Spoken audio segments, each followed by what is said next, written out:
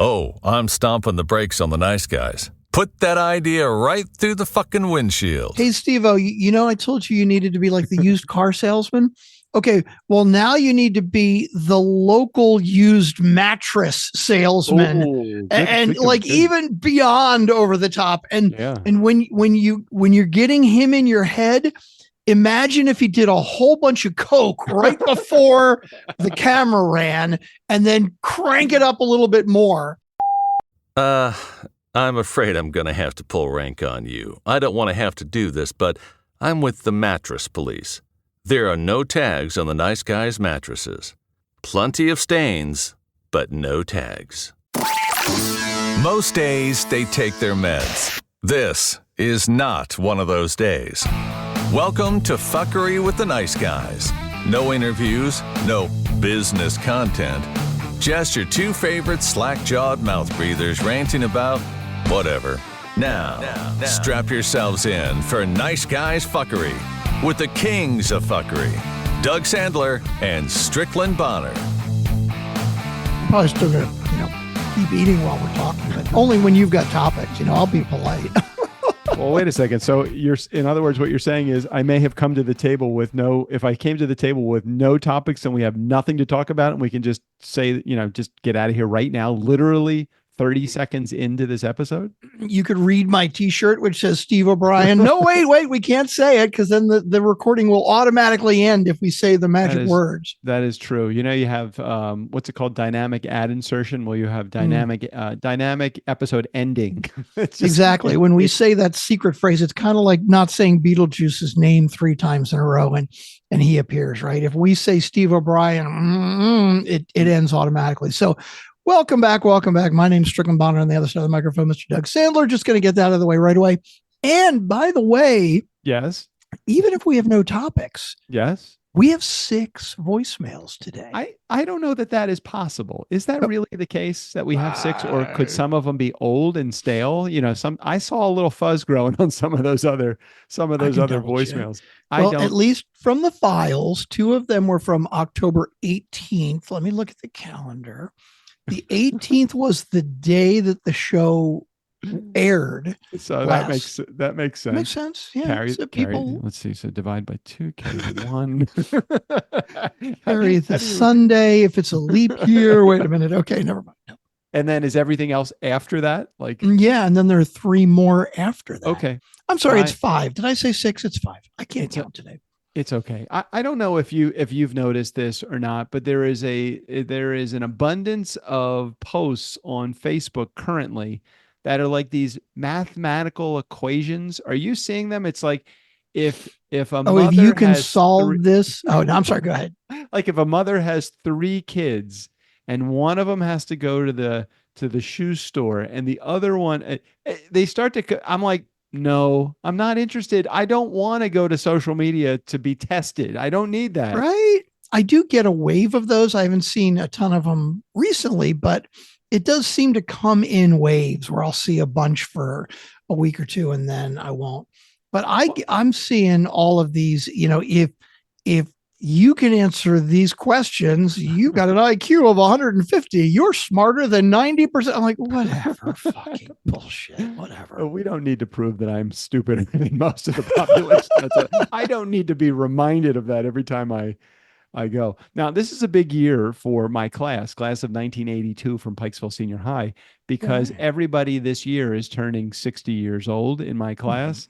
So it's like every day I'm seeing another classmate that has turned 60 in the big celebration. And I have nothing that I have planned. And I'm like one of the youngest one in the class too, because I'm a December kid. So there's only one person that I know specifically, my insurance agent and good friend, Michael Steinhardt, who is actually 3 days younger than me. So he's the only one in my class that I know that's younger than me. There has to be other people, but everybody else has already celebrated or is celebrating their 60th birthday.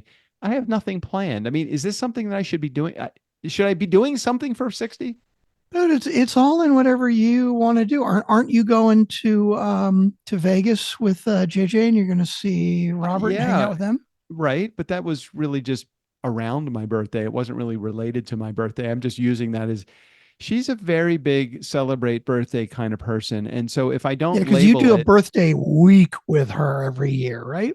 oh, It's that the would be whole nice. damn It's week, the whole damn month. What do you mean the birthday whole week? month. I get it's like I have a the entire year it gets celebrated. So I have no idea. It's every day is party day in this house. Mm. I don't like, is there anything on your I want this list right now? Like is there anything in your life that you want that you just haven't been able to get in terms of like material things? You know, there rarely is. I keep thinking about a couple of I bought the Sony sound bar about a year ago. It's a really nice one, and the sound is really great. And I got a subwoofer with it and everything. And it also, you can buy rear speakers for it, right? Or those So like it's those little two satellite speakers that go up? right. So it's one of these sound bars that's supposed to have like, it simulates 3D sound, like it Right, makes you right. sound like you've got speakers behind you. And it does it a little, but not a lot. And those look kind of cool because I like having really good sound on my TV. And now that all the streaming services include like fucking Dolby sound and Right. surround and all that shit, it's like take advantage of it, right? Um, but you know, they're like, I don't know, 250, $300. They're not that cheap, right? And so that's not the kind of gift that I'm going to ask for Yeah. somebody else. That's too much. But other than that, like, no, there's nothing I need. I went to Costco, which is an experience all on its own. We haven't had a Costco membership in years. I mean, it's just the two of us. What the hell do we need? And we go into Right. like the paper goods aisle, and she goes, "Hey, we could buy toilet paper here and save some money." I said, "No, we wouldn't save any money because we'd have to rent a warehouse in order for us. We have no room in our house for literally 24 rolls of toilet paper. It will take us at least 3 days to go through that here." So I'm like, no, I don't want that for literally the $3 that we would save on it. I'd rather not have to deal with the juggling of the stuff in the garage as we do this. Anyway, the reason I started that was because when you walk into Costco to begin with, they have their electronics aisle, so all of Ooh. the big television sets are in Mhm. there. And it's like, I don't even want to tempt myself in that because the last time I bought a 75-inch television set and put it up in my living room, it made its way to my office. It's just behind me right now. Mhm. So Mhm. it's like, I can't buy anything like that. And then I saw, like Now remind me what happened. yes. Why did it make it into your office? I can't remember. It's not because you bought a bigger one. I remember. Was it too big? No, it was too It big. was too big, right? Okay, that's right. By the time I put it up over the fireplace mantle, there was no room to put anything on the mantle, and it was like an inch from the ceiling. Right, it was too big. Got it. It was way too big. So she's like, "Get that out." So Mhm. didn't take long. I didn't even argue. I just took it down off the wall and I put it up. And it's actually a really good behind me monitor, Oh, it isn't looks that really? great behind But you. the only thing that goes on that monitor is what you're seeing right now, which is the turnkey Turnkey logo, podcast which logo. is That's totally stepping fine the because feet. like I had a sales call today and the guy's like, I joined the call and it's an attorney because we're marketing to all these attorneys and legal Mhm. practices and it's an attorney. And he's like, right as I connected, even before I said like 5 words, he says, "Damn, you are a podcaster." Because I had the turnkey logo behind me. I had the microphone running right in front of my face. I'm wearing my podcastologist t-shirt with that. I got my earbud and he's entering. He's got like in one hand, he's got a sandwich. In the other hand, he's got Yeah. chips. And he's like, I feel like a total idiot arriving. I feel like I'm about to be interviewed. I said, "Well, how would you like it if the guy that's pitching you into producing and launching a podcast arrives and his connection is crappy and his sound is bad and he doesn't have a good looking backdrop?" He said, "No, point taken. You're right. I'm impressed." And we haven't even started talking yet. Well, so I was going to say, what I hear, if the guy had said that to me, what Yeah. I'd be hearing was him saying, "I want to be cool like you," Okay. and my answer would be, "I have a contract for you right here. You can be cool like me. You just need to pay me to teach you how." I guess I could just stop the sales call right there and just slide the piece of paper right across right through the screen and flip it Exactly. around and just say, "Here's the pen, sign here." Wouldn't that be great if like you had the ability like to push a document through the pen, the That would be screen pretty cool. and And the it would pen kind of would feed out like a fax, right? right, Feed out of exactly. their screen. Yeah. So anyway, so I'm in Costco And I'm looking at the TVs, and the TV that we have in the living room right now, I think it's either a 50 or a 55. It's not a big, it's probably, some people would say, like Adam came in and he says, I think your screen is actually too small for the wall because you're Hmm. sitting, if you were sitting closer, it would probably be a good size screen, but you're not Right. sitting close enough to make the screen good. And we don't have surround sound or any of that bullshit at all. But then, so I'm in Costco the other day and I'm looking at the screens, and there are now small screen is a 75-inch screen. You know, they have these 85 to 100-inch screens. They were like Crazy. $2,000. That's insane. It's ridiculous. I think I paid maybe $300 for my 55-inch or 50-inch screen, which I think is, and it's like, I don't understand everybody that says, oh yeah, I got one of those really cheap screens at Walmart and it like it crapped out like after a month. I'm like, what are you doing to your screen to have it crap out? Have you ever had a TV break down on you like that? I have one TV. It's actually in my garage now because I keep not throwing it away. I don't know why, but it got like a bluish tint, and it wasn't huge. It wasn't like horrible, right? But we had the remote, and we're trying to adjust, and we're trying to do like it's got Right? all these little fine tuned things. It's like, hey, why don't we just fucking adjust it, right? And we'll Right? Right?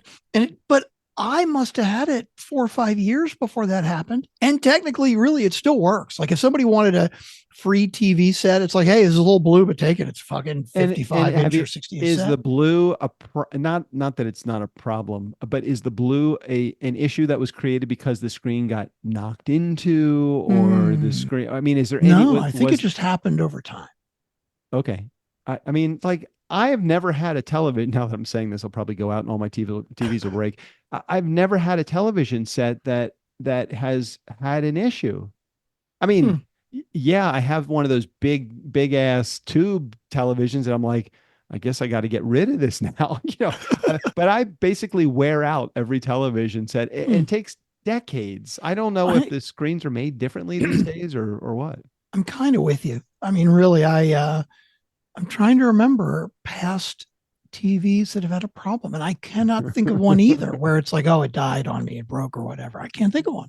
I want to make sure I have a really good picture and sound when I'm watching my Lincoln Lawyer. Oh It's my a good God, show. I between watched that one. Lincoln Lawyer and Succession, these are two great shows. Okay, so you got to tell me where you are in each and how you are still. Let's start with Succession because we talked about that a couple weeks ago, and Right? it's one that and I enjoyed it enough to watch it all the way through, but I got to the end and I was like, these people are assholes. I don't know. It's like it's really well written and it's slick, but I'm like, So right now where I am, spoiler alert, if you guys have not watched Succession yet and you don't want to hear anything about any of the episodes, stop listening, come back on in a couple minutes and we will clear the air for you. But okay, so except that that fair the warning. finale of it came out like 2 years ago or more. I mean, I think spoiler alert. It's like, Oh, well, that's fair. So you mean I can say whatever I want about Entourage and mm-hmm. Gilmore Girls? Yes, definitely. So I'm right now in Succession. I think I'm still at the tail end of I forget how many episodes there are per season. I don't know if it was one of those 12 to 15 episodes or I if think it's it's like 10 or 12 per season, okay. not a ton. So I think I'm at the tail end of season one, and Kendall. Mm-hmm. He's the guy that's supposed to be taking over as CEO for his dad, the one that tried to get him ousted off of the in the CEO role. Mm-hmm. He just had his first, and there's probably more coming. He had his first slip back into drugs and alcohol. Oh, yeah. Now, eh, did he get into the car with somebody else? Or you haven't gotten to that yet? No, I haven't Because if I gotten. remember correctly, the season one finale is pretty damn dramatic. Okay, all And right, I don't all want to right. spoil it for you. No, don't spoil it. That's cool. No, he hasn't gotten into the car with anybody else. They just went to, I think it was Tom's bachelor party. I think Mm-hmm. that's which was in an underground place in, are they in, where, I forget where they are. Is that New York? I don't remember. It's been a I while. forget where they are. I I think don't. it's set Oh yeah, in it New is New York. York. Yeah, it's New York. It's New York. Mm-hmm. That's right. So they go to Tom's bachelor party, which was in a tunnel in the New York City railway or subway system, like a Mm-hmm. like a private room that's, Speakeasy private yeah, thing. like a Yeah, yeah. speakeasy kind of place. Mhm. So yeah, it's pretty good. And I'm really enjoying the show. I am enjoying pretty much hating everybody. Yeah. I can't find a relatable character, although the character I would relate to the most, which isn't saying very much because I don't relate to him at all, the character I relate to the most is probably Kendall. You know, Mhm. the guy that's been under low self-esteem, although I don't have low self-esteem, low enough self-esteem to be completely self-destructive. You know, I don't feel like I'm that way, although if I were to relate specifically to a character, it would be him. And trust me, as you go along, you will relate to him less and less. He's a typical stuck-up asshole like everybody else on the show. They all feel like they're privileged and Entitled. deserving and entitled of this company that their father has built, and their father's just an asshole that doesn't think any of them can run it. I mean, Roman, I feel, is the biggest overt asshole. yeah.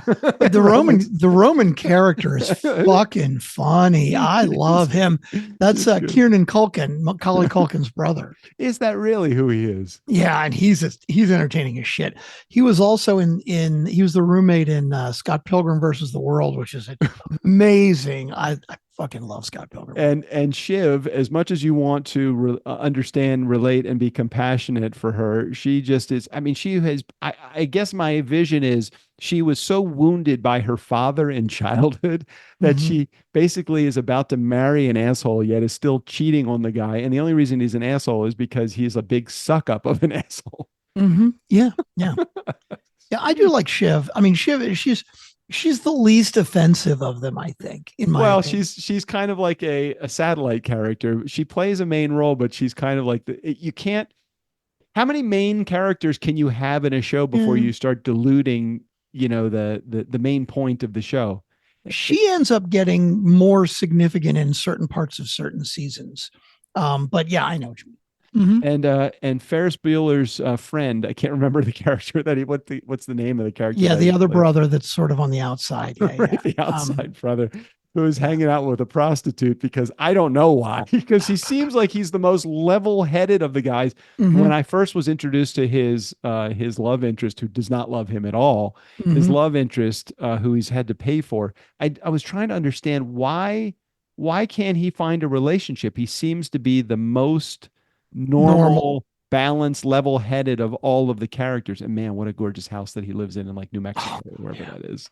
No doubt. So good show. I have been very much enjoying it. For those in our community that want the spoiler alert to end, it is now ended. Come on back to the podcast. We should have like a red light, green light. Oh, yeah. Except that we don't have any visuals. So no visuals at all. But watch that show. If you haven't seen it yet, it's on Max? HBO, I think. Well, HBO Max is all combined now. Yeah, so JJ got a subscription to that. She was watching something else, and I think she couldn't figure out how to cancel it. So we accidentally. You're stuck with it forever. Isn't that horrible when services do that? They invite you in, and it makes it super easy for you to have access, but it's impossible to find out how to cancel a service. And they figure that you're going to give up. And you know what? Most people do. They just give up. It's only $20 a month. They just give up. Oh, sorry, you can't cancel because you signed up through Roku. So you have to log into Roku so you can cancel through there, even though it's not a Roku server. Like, what the fuck? Too many things to remember and do.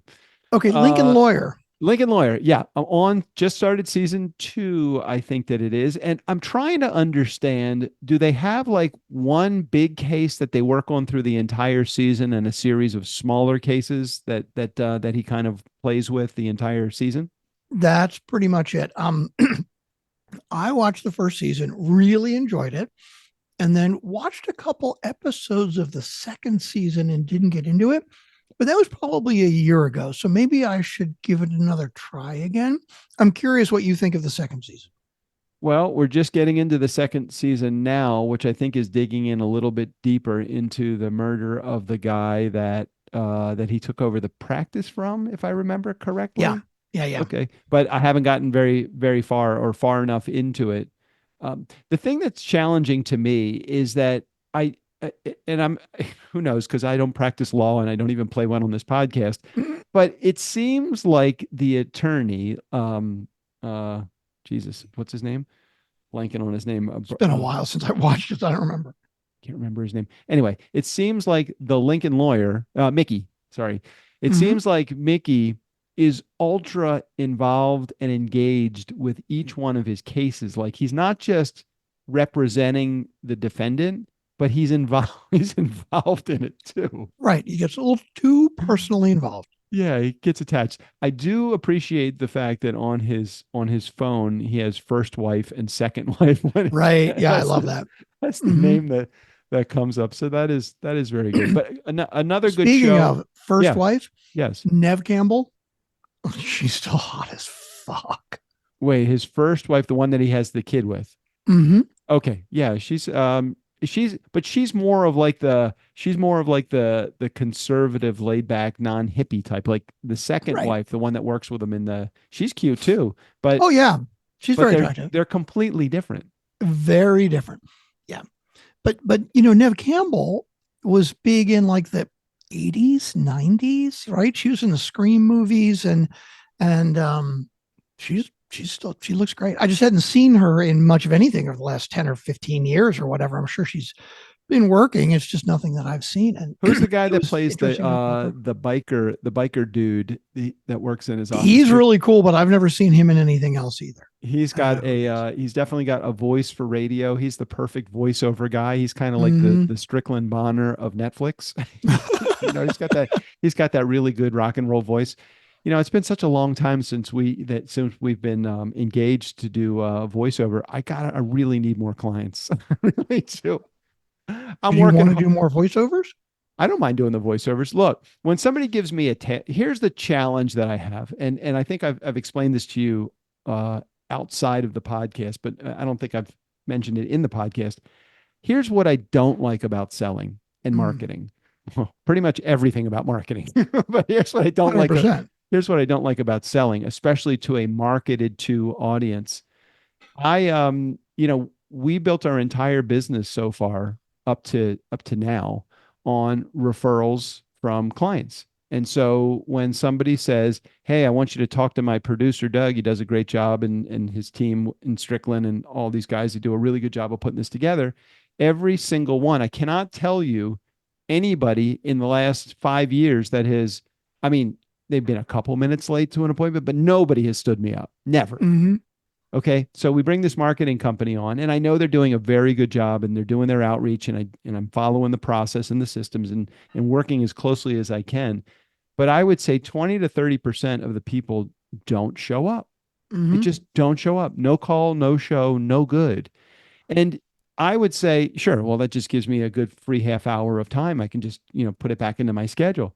There is so much prep that goes involved, if nothing more than just the mental energy that you've kind of built up. Like, I'm looking at the emails that they have sent in exchange with my outreach team to kind of align so that I have the right words right out, because your first impression is ultra important, So it's like when you don't get somebody when you get somebody that no shows you, you just feel like completely deflated.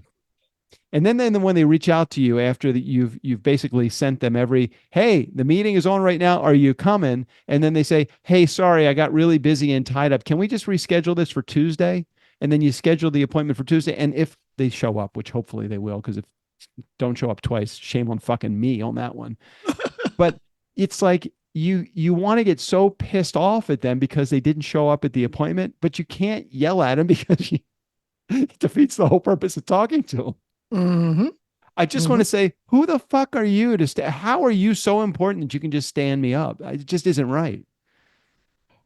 I have no answer for you, Doug, other than I try not to take it so personally, because that's definitely one of those things that I know you get more upset about than I do. I'm certainly not happy about somebody not showing, and depending on the situation, I do a lot of the same prep, but I go in with the expectation that it's certainly possible that it's going to happen and get canceled. And you go into it with the expectation that, well, of course it's going to fucking happen. The person's going to show up. And otherwise, I mean, as long as they're not in the hospital, why schedule the appointment to begin with if you're not going to show up? Just don't schedule the appointment. Yeah. You know, my dad used to say when he was still on this earth, on this side of it, at least, my dad would say, sales is not a position where you come to get your needs met.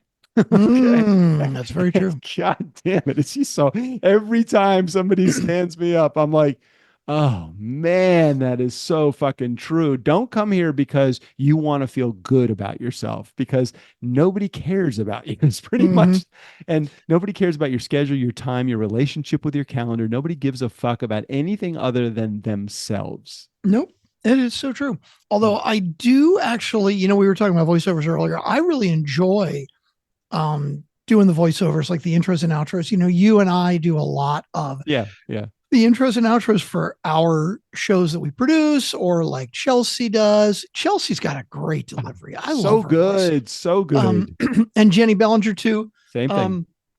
I really enjoy doing them, but sometimes you and I rarely get a client who's like, I just wanted a little bigger, or a little faster, or a little stronger, or a little softer. Like sometimes we get that. Yeah. But man, we recently had a client who shall remain nameless that, we hired the big guns, right? Steve O'Brien. He wanted Steve O'Brien, and it's like all good. He is the man, the myth, the legend. And I instructed Steve that this client would like it. They want it big. They want it like the, over the top car salesman, right? That's what they're looking for. And Steve did that. He gave me 3 reads, and he gave me sort of a bigger and biggest read. Right. And, so I mixed the big lead and then the biggest. And I said, here are your 2 choices. The second one is a little bigger, a little over the top. And our client said, I like it. I like the biggest, the most over the top one, but it's not big enough. He just doesn't have the energy. Oh my God. And I ended up going back to Steve-O, and I was like, hey, Steve-O, I told you needed to be like the used car salesman.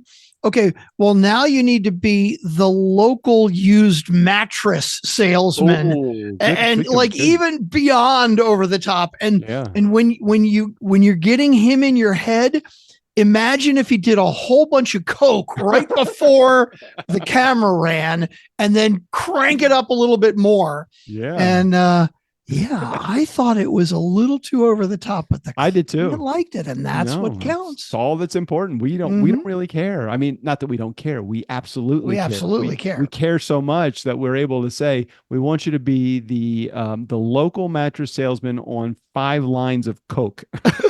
Exactly. Thank you very much. So just go ahead and do that.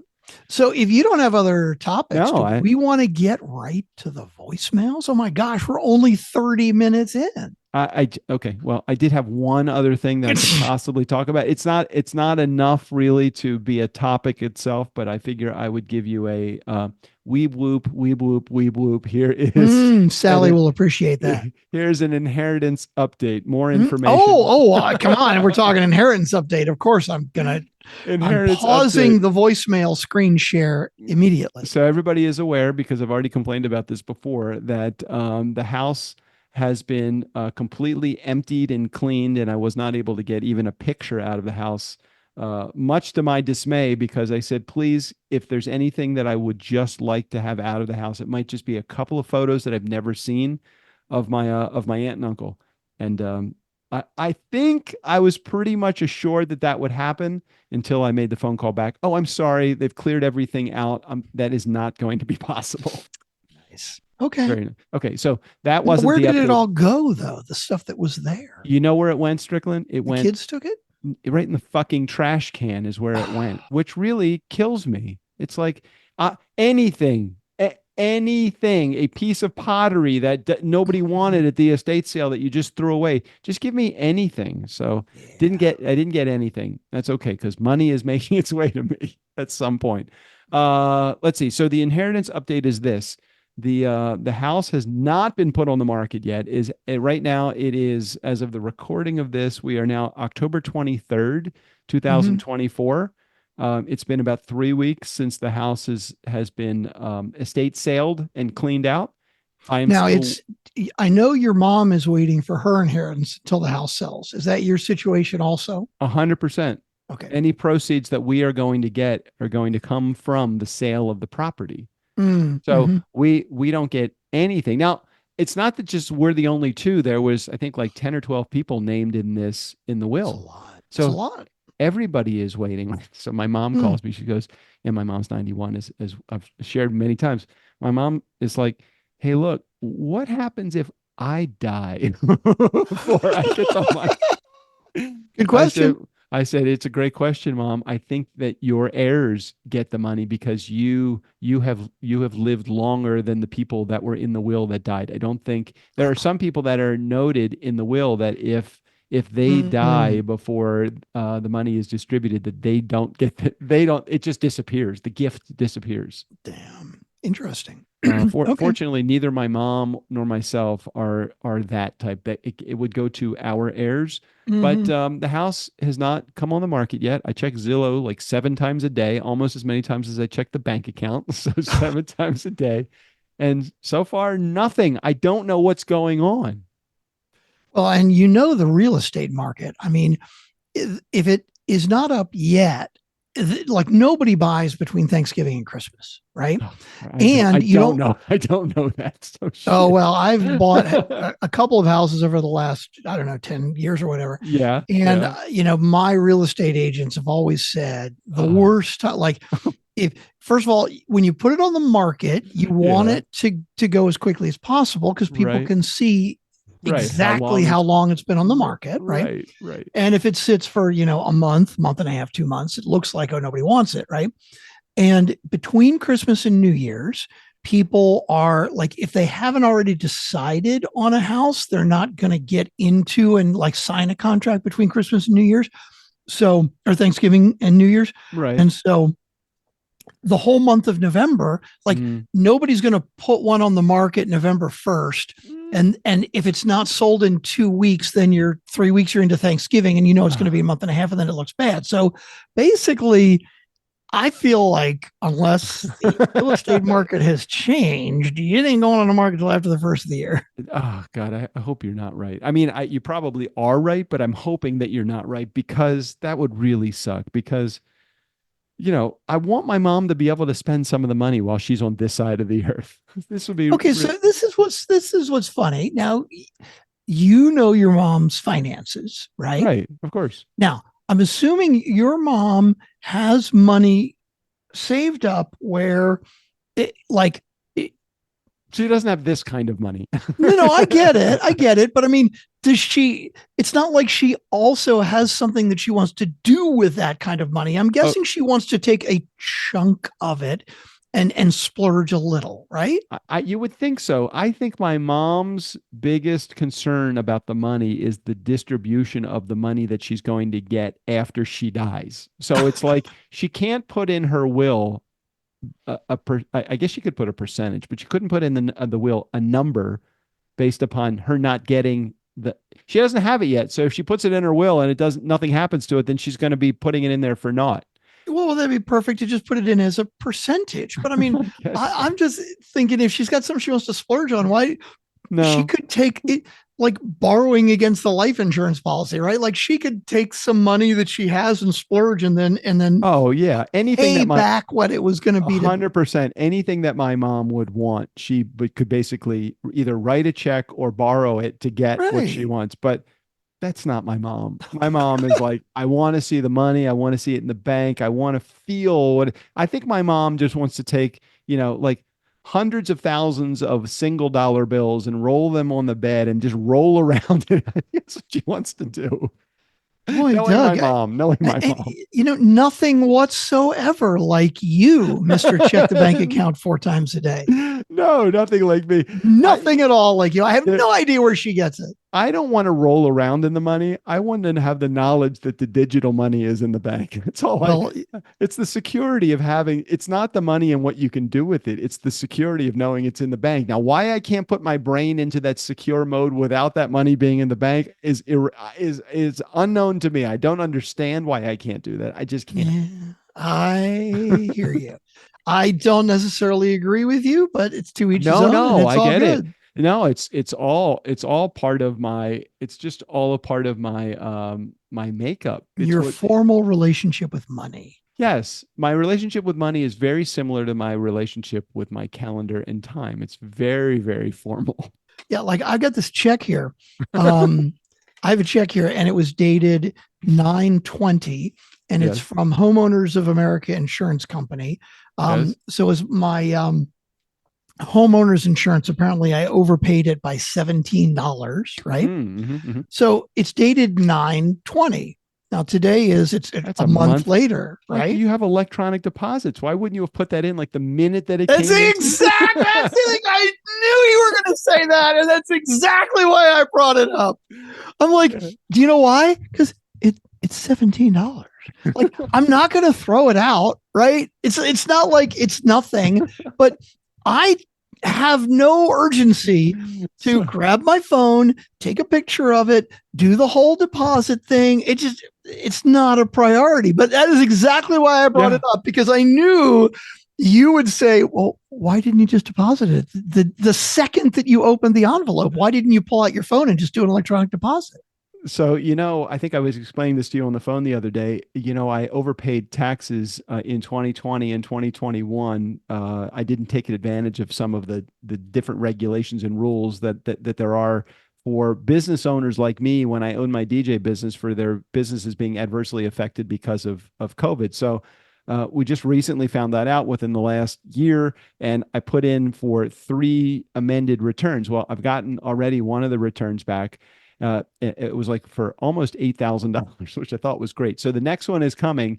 The IRS sends you a letter before they send you the check. In the first case, they sent me the letter, and the same day I got the check, but they say it could take 4 to 6 weeks to get the check after the letter comes in the mail. So I get the letter in the mail, and apparently the IRS must send the same letter to our accountant because he's the one that applied for this. So I've got the letter, but I haven't gotten the check. Now the next check is almost $6,000 that I'm going to be getting. That's should be coming in the next 4 to 6 weeks, maybe 2 to 3 weeks now or whatever, because we've had it for already a couple of weeks.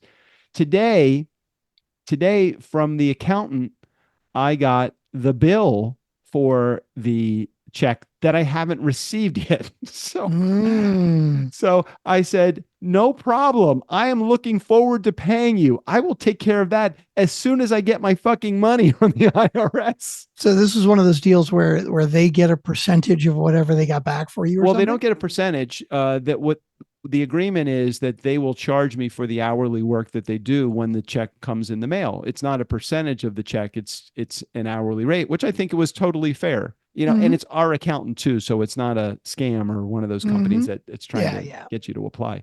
Anyway, I thought it was just a little funny that I got the invoice. Well, why didn't you pay them after you got the first check? I did. And you have to pay them again? Well, you pay them for each of the installments that the IRS sends you the money back for. So I got an $8,000 Oh, so they check instead of just grouping all the work together, they billed for each individual one. Right. That's their agreement. They bill based upon the contingency that you're going to get the money back, but they bill you based upon an hourly wage, not a percentage. Got it. I just thought it was a little timely or a little untimely that I was getting the invoice prior to, anyway, neither here nor there. Okay, we can do the voicemail now. We have 20 minutes before we have to jump into our team meeting, so we have hopefully enough time to do this. You need to get through these. We are limited amount of time in the thing voicemail thing today. Okay, we ready for the voicemail? Yes, I am ready to go. Did you hit all your buttons? I think so. We're going to find out. Okay. Good. We got a voicemail from Jared. I said a voicemail from Jared. You know a voicemail from Jared.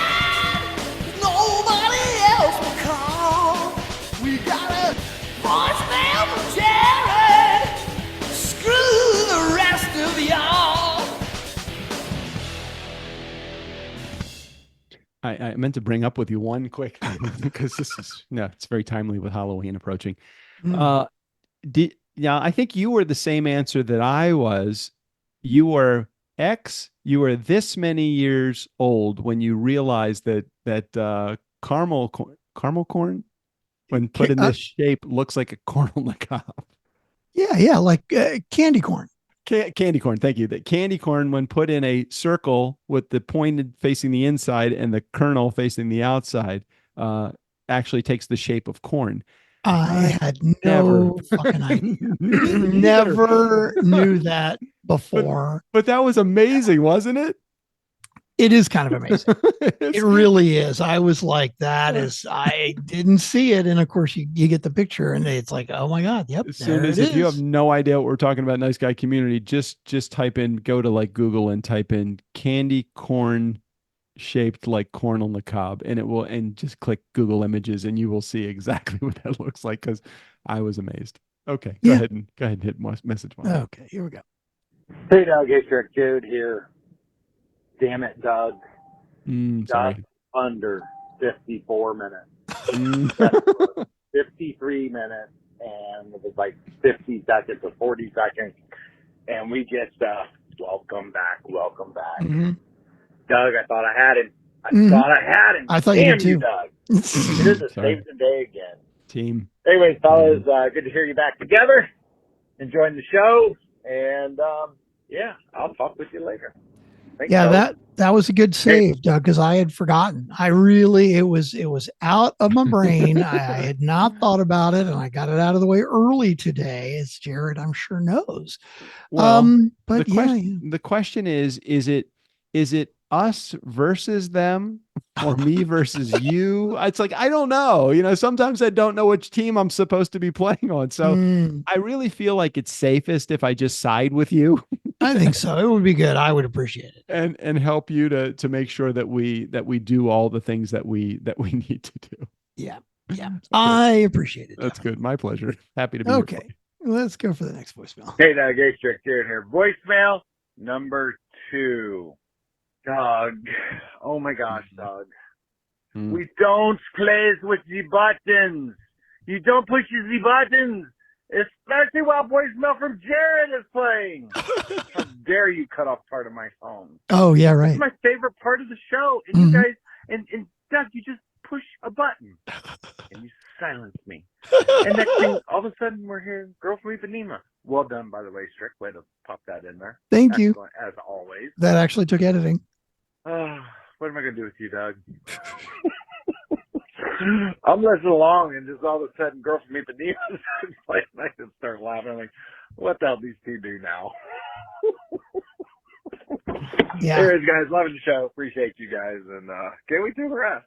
Yeah, I mentioned that if the voicemail from Jared Music was cut off because you hit a button, that I would drop in Girl from Ipanema. And sure enough, yes, it was cut off. So I did some editing. Do you know that I have no idea?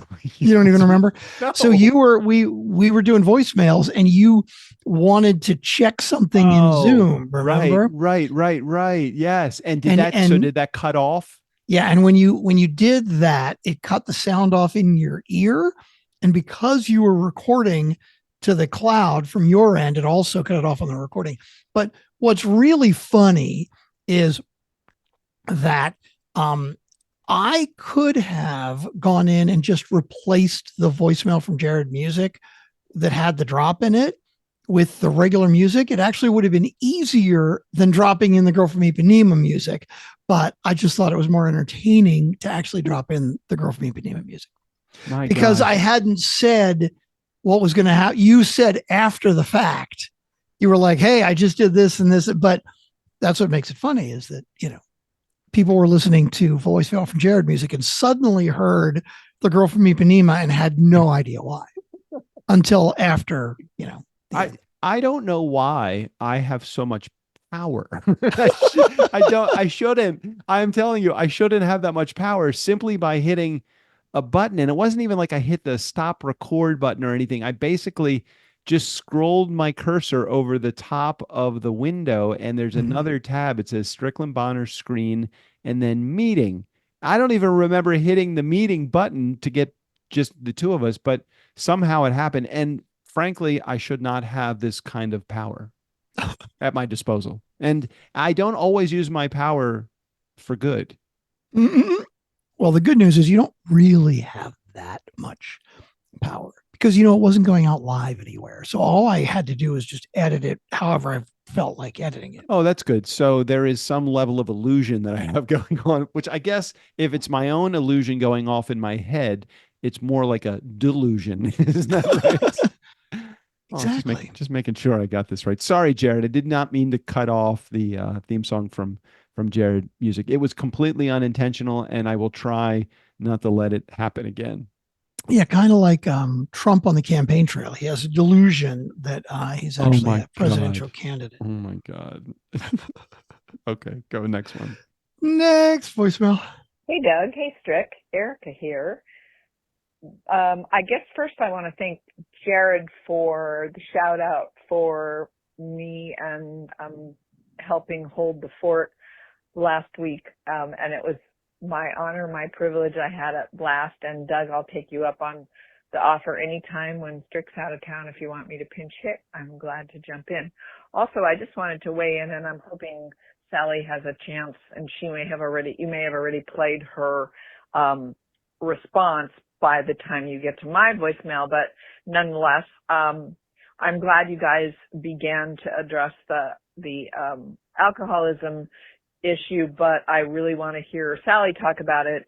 Having a big streak of alcoholism in my family, I've always stayed away from alcohol anyway.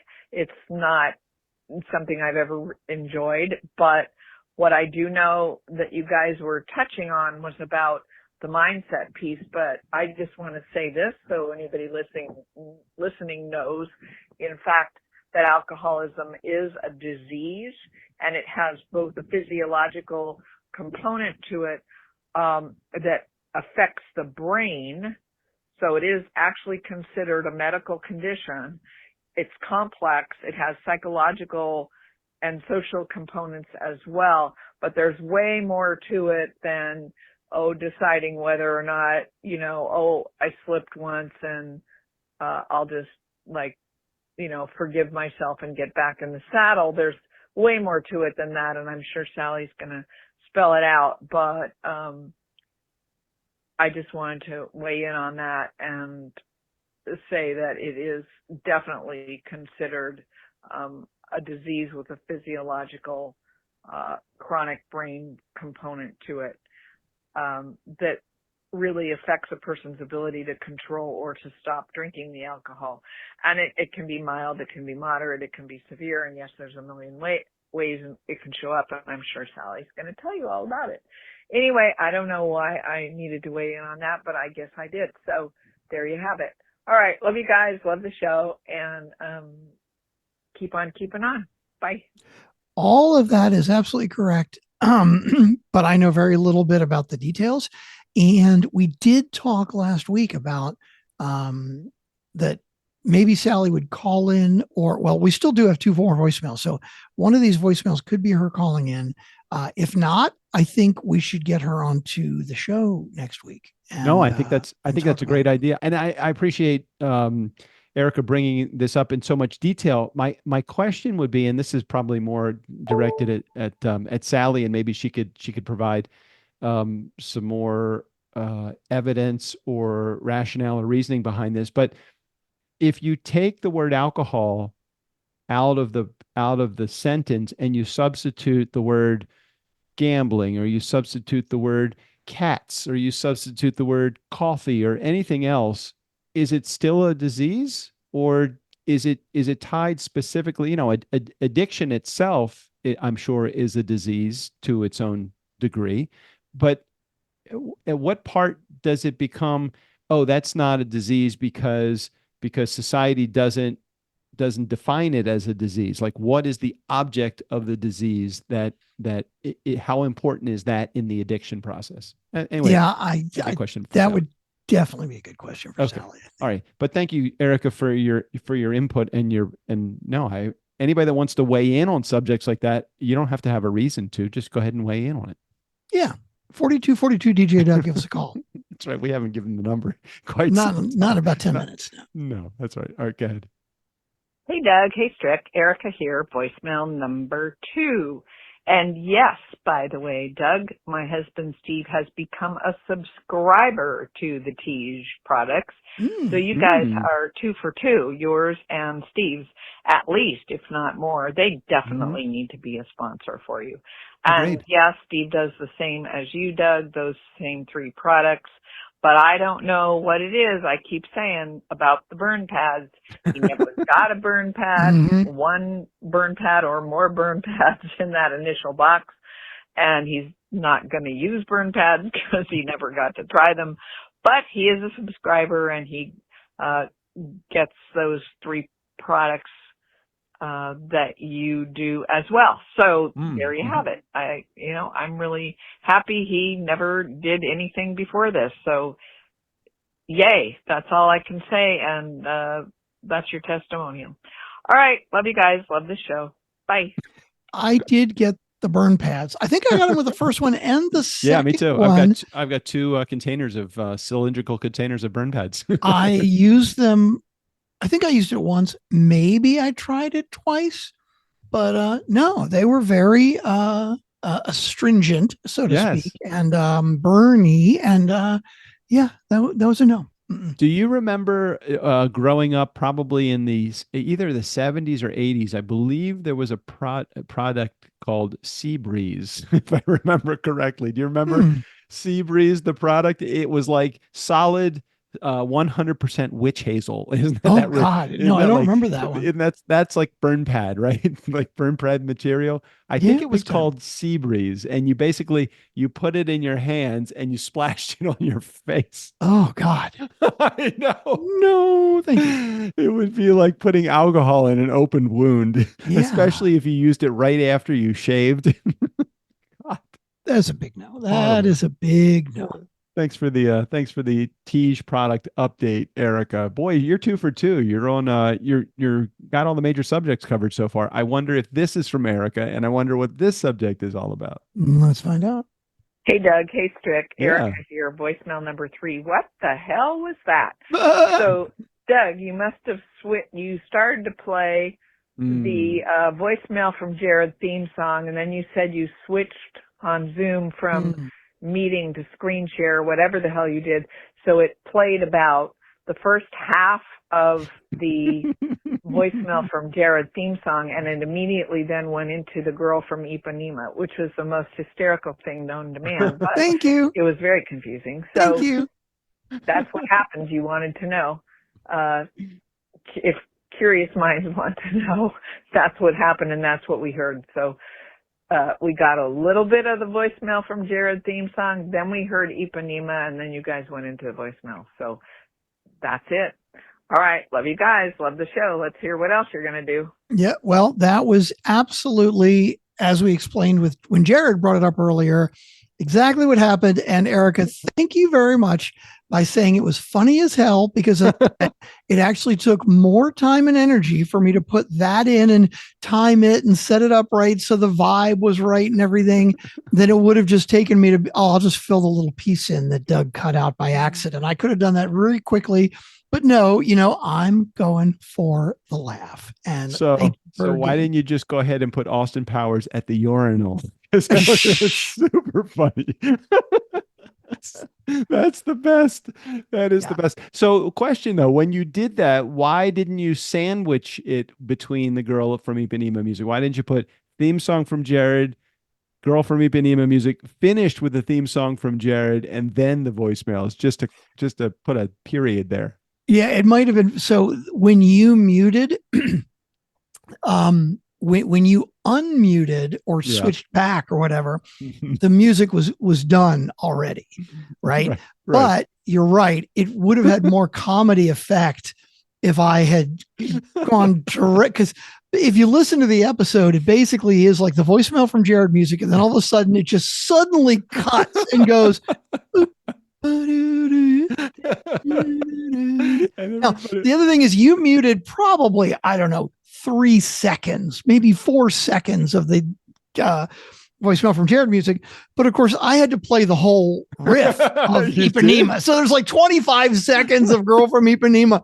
But it would have been much funnier if it had come back like with just the boom. That would have been great. I should have thought of that. No, that's okay. It was just as I had it in my brain. That's how I was thinking that if it was going to be done, that's how it would have been done. Doesn't mean it has to be done that way. No, it should have been done that way. Lord knows I should have consulted I know Mike. nothing about audio editing or listening, at least based upon what some of our customers are saying. Apparently, I don't know what a good or bad edit. But hey, you know comedy, and that's what matters. That's true. It's very true.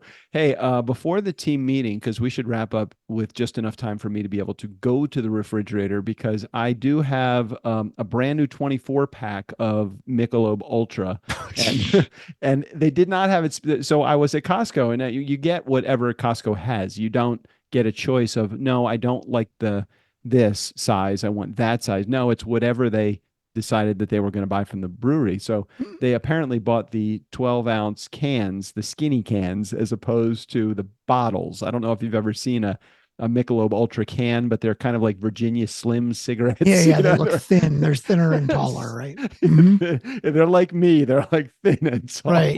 Uh-huh. So it's the perfect beer for me. Tall and thin cans. Mm-hmm. Mm-hmm. Why don't they make a bottle like that, though?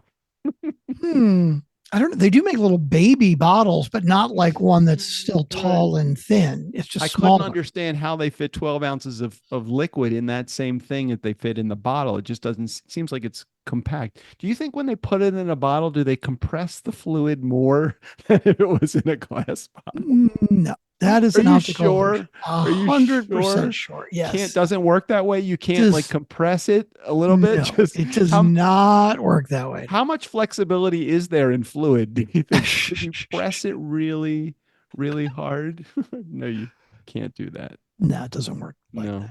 No. Okay. All right. Well, let's wrap up here. We'll come back next week. We got a lot more shit to do. And we're going to be next week. We will be less than a week away from the election, right? We're going to be like days away from the presidential election next week. Yes. I'm sorry. I got distracted because there's a message in Monday.com you need to read before you go. Oh, God. Okay. Before we come to the meeting. I'm going to go grab my bottle. I'll be back in a moment. Steve O'Brien, go ahead and take us out of here. We'll talk about election next week. For the nice guys on business, I'm Steve O'Brien. Just when I thought I was out, they pull me back in.